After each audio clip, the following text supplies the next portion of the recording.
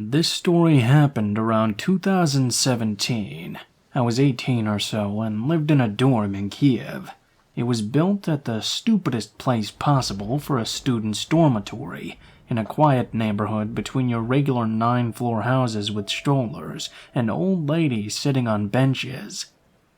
It was kind of uncomfortable, and the logistics were awful, especially at night with the nearest subway station being a 30-minute walk distance. Long story short, I had my final second-year exams coming up and was studying non-stop with all-nighters and a fridge full of Red Bull. What can I say? German was pretty hard. During one of these nights, I felt this unbearable craving for Dutch stroopwafels. I guess my brain was finally going crazy without sugar and enough sleep. By that time I was really tired of studying as well, and desperate for a walk and a cigarette. My roommates were sleeping, and my best friend was deep in her books also studying, so I went out to get some waffles, alone, at 1:30 a.m. Yeah, I know. Actually, it wasn't exactly unusual. We went out a lot, even in the middle of the night. It's not like we lived in the most dangerous neighborhood. It was the second or third most dangerous, I guess. So I grabbed my wallet and cigarette case. Mental note, this is an important detail. And then I went out. Another important detail. We had this kind of curfew in our dorm. After midnight, doors were always locked, and you couldn't open them unless someone from the inside buzzed you in. Usually it was some grumpy lady from the dorm administration, if you were unlucky enough, and it took them literally forever to open the door. They were usually just sleeping, even though it was a regular night shift they were paid for. Seriously, I knew a girl who waited for 15 minutes outside in the middle of the night, in January, and was still yelled at for being late. Anyways, I went out. It was a pleasant May evening, warm and quiet. I put in my headphones, lit the first cigarette, and headed to the ATB. It was the nearest, even though not the fanciest, 24/7 market within a 10-minute walking distance. While approaching the market, though, I noticed a man. He stood at the bus stop, which was quite strange already, because it was an hour since the last bus had left, and the next one wouldn't be there until almost 6 a.m. I figured he was either drunk or had nowhere to go, and was about to get ready and call it a night and just sleep at a bus stop bench. Maybe he was simply waiting for a taxi at a visible spot. The only way to cross a street without making a huge detour was to take an underground crossing right next to the bus stop.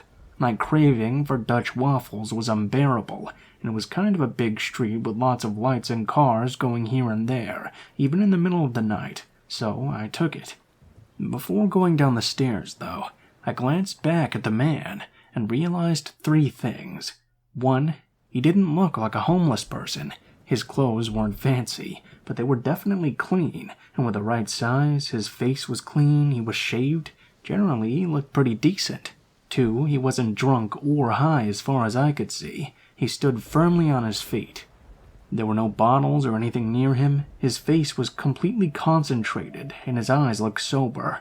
And 3, he looked directly at me. I stopped for a second to pull out a cigarette and throw it in a trash bin.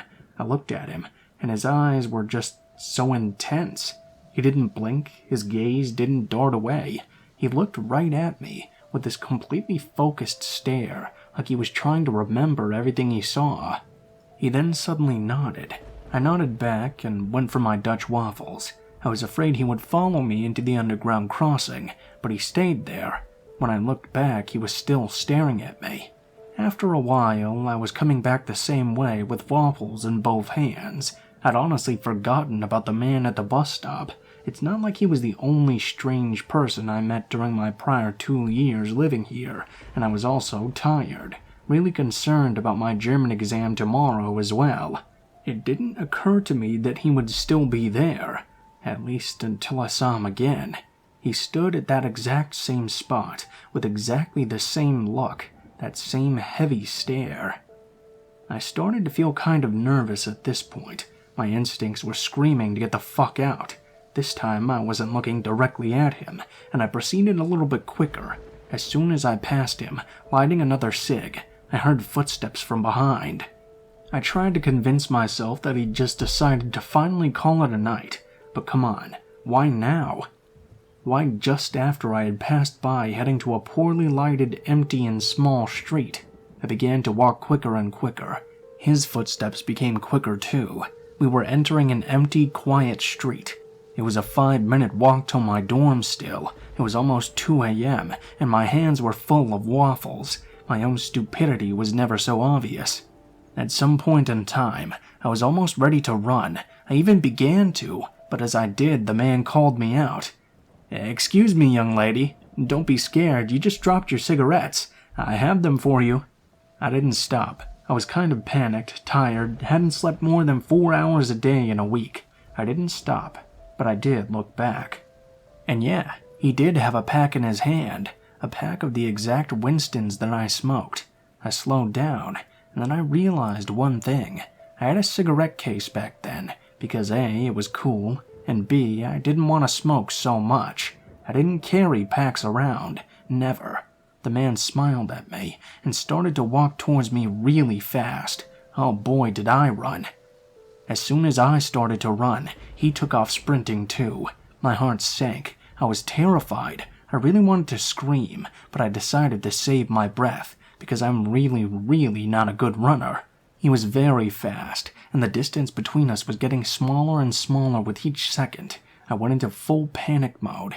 I knew that after the next turn, we had a completely straight road leading to my dorm, without any lights. Perfect sprint material. I also knew that even if he wouldn't get to me on that road, I still wouldn't be able to open the door right away, and I would probably be beaten, raped, or who knows what else, before anyone would even bother to open the door. I had no time to call the police or someone inside. Meanwhile, the man was just running behind, silently, without any words, fucking menacing too, because I turned around one time to look, and I swear he was smiling. Barking dogs don't bite, and this man sure was about to bite. Something about him was completely off. This eerie smile, the complete silence, those focused, unwavering eyes. For a moment there, I was sure I was about to die. But then I took one last turn, and saw another man. For a split second, I thought it was an accomplice of the one behind me. But then I realized it was another student, Alex from the 3rd year, the one I saw a couple of times in dorm. All I could think was, thank fucking God. I ran faster. I screamed hysterically, something like, "Stop! Alex, stop, please!" Thank God he stopped and turned around. The man behind me suddenly got a lot slower. I didn't turn around before I reached Alex. When I did, I saw him standing by the turn, breathing hard but still smiling. I started to tug on Alex's sleeve to get him going to the dorm. I was positive that man would now run to catch us both after a quick time out. But he just waved to us. I don't know why I remember this, but it wasn't like a cool kind of wave. He waved clumsily, like a kid who was learning to give his mom a bye-bye the first time, clapping his palm with his fingers. Then he turned around and ran off. That's basically all. We got into the dorm without any further adventures, rushing inside while I tried to explain not very successfully what happened. Alex kind of read the mood though, and I didn't even have to hurry him. I honestly don't know what would have happened if he wasn't there. I thanked him a million times after that.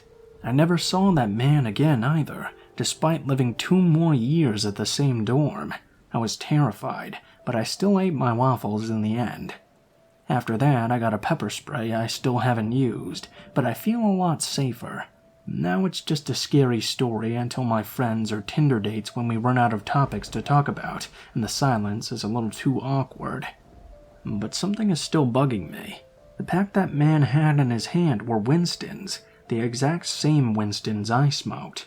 It never occurred to me until some time later that there could possibly be 2 explanations. Either this was a pure coincidence, or he checked the cigarette I put out before going down the underground crossing and bought exactly the same pack while I was buying my waffles. And to be honest, the last one scares the shit out of me.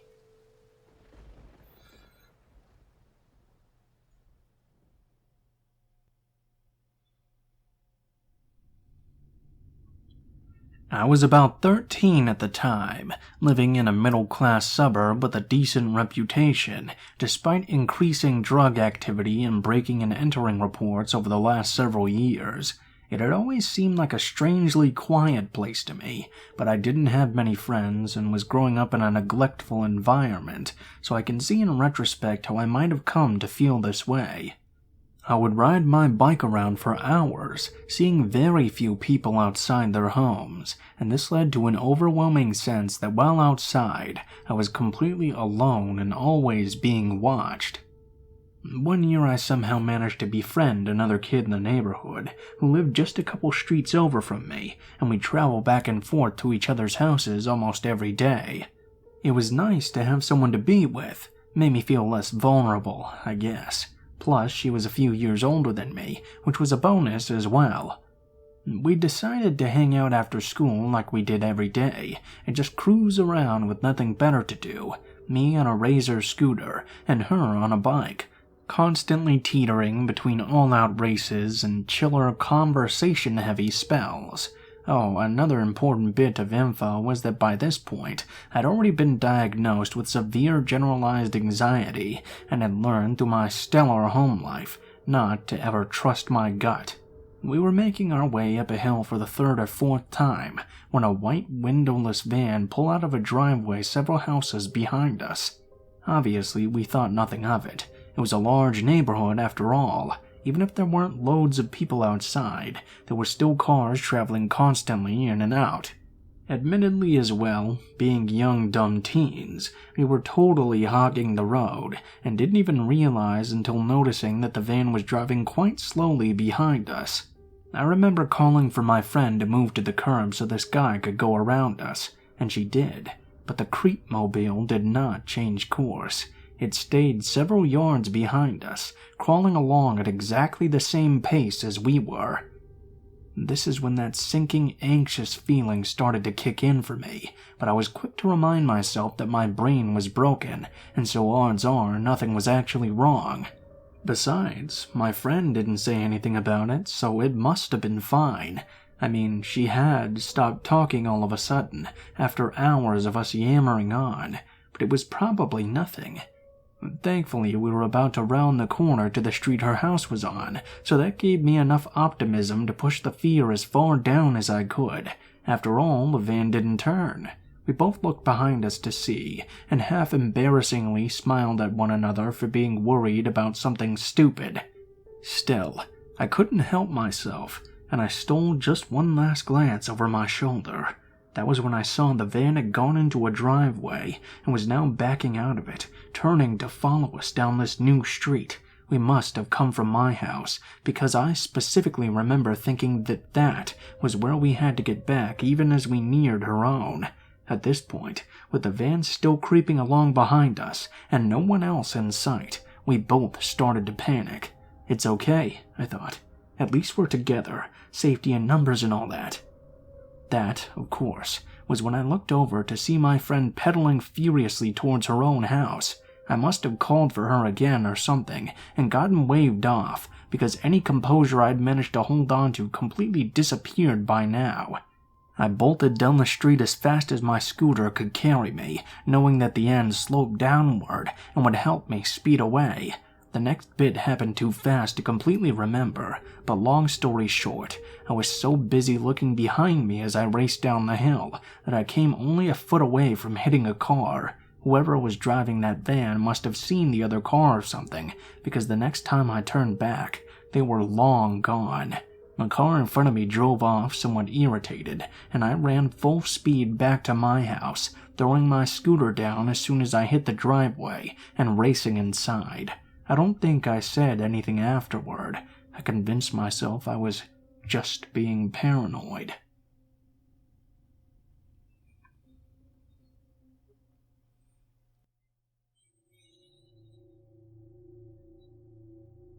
I have a lot of scary things that have happened in my life, probably more than my fair share even. When I was a child, I was nearly kidnapped 3 separate times. I only remember one of them, but my family has 2 other times they say happened, which I will briefly go over. One of these times at a barrel racing competition in Camp Verde, Arizona, a lady picked me up as an infant and tried to run away with me, but my dad chased her and she put me down. Another time, someone else tried to break into our car when my mom left me inside for a moment to drop the mail off at the post office. Thankfully, apparently even as a little kid, I had the presence of mind to honk the horn until she came out and the guy ran away. Again, I don't really remember these specific instances, and you know as much as I do now. This one time I do remember, though. I was a little bit older, and my brother and his best friend were there as well. My mom owned a restaurant, and we would go to Costco to buy tons of wholesale food in one stop. She would bring us along, mostly because she didn't want to pay a babysitter, but also because we were cheap labor and would load and unload the car in exchange for chicken fingers or Costco pizza. This time, my brother and his friend and I opted to get paid up front and had a Costco pizza while my mom went around the store and got everything on her list. We ate our food, and before we went to look for our mom, we went into the bathroom. There were 3 stalls, and my brother and his friend were on either side, with me sidled in between them. I think I was singing while I sat on the toilet, and didn't notice when someone else walked in. I don't remember much about what he looked like, other than that he had a denim jacket, and I think he had a skinny and clean-shaven face as well. I know this much because he looked under the stall door, right at me. I was scared, and stopped making noise. My brother shouted to ask if I was okay, and the man stopped looking at me and disappeared. Nothing happened for a minute, when suddenly the man's arm reached under and grabbed my pants which were around my ankles. He tried to pull me out under the door, but I screamed and put my hands under both sides of the stall. My brother and his friend grabbed them and held on to me. I think my brother yelled at the guy, and we were all screaming. They kept pulling me until the man let go, and we heard him sprinting out of the bathroom. We tried to run out and get a good look at him, but he was already gone. When we told my mom, she went to the Costco people to see if they had surveillance tapes, but they said the police needed to be involved, and warrants and things needed to be gotten. Needless to say, we ended up just going home after that. It was one of the scariest things that's ever happened to me, and I think it still affects me today. I sleep with my bedroom door locked, and have nightmares about home intruders pretty often. This happened at the Costco in Flagstaff, Arizona, probably somewhere between 1999 and 2001. I've always wondered if something else like that has ever happened in that area, or if someone was ever caught for kidnapping in that area around that time. I was hoping that putting this out might stir something up. If it doesn't, though, well, that's okay. I just hope we never meet again.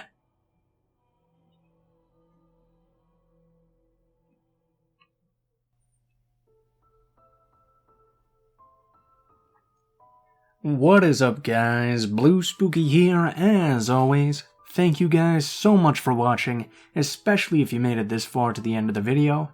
As always, please be sure to like, share, and subscribe if you feel so inclined. If you have any criticisms on how I can make the videos better, or any thoughts about it in general, please be sure to leave your thoughts in the comments below.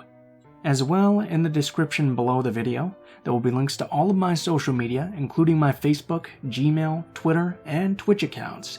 If you guys want to chat, please be sure to send me a message on any of those. I'll try to get back to you as soon as possible.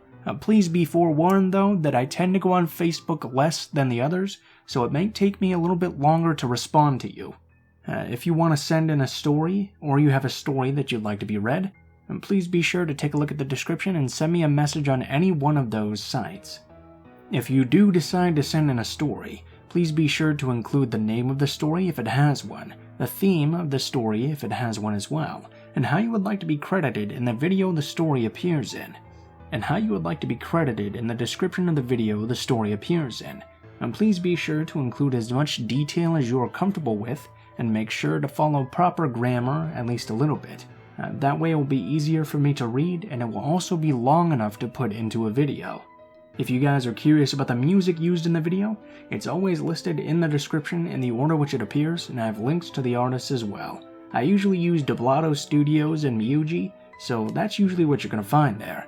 If you're curious about the art in the video, my art guy Alan always does all of my art for the channel. He's a very good friend of mine, and I have links to all of his social media as well, so if you like his stuff, be sure to check him out. He does commissions as well, I'm pretty sure, so if you like it, you can definitely get some good quality products from him. I don't think there's too much new updates today, other than the fact that I'm very excited for the PlayStation 5 coming out, and I just ordered Pikmin 3 on the Switch, so hopefully that gets here soon. I've been waiting like 3 years for that because nobody bought a Wii U. So yeah, that's my news for now. Be sure to let me know how you guys are doing as well. Thank you guys so much for watching, and I hope you guys have a great day.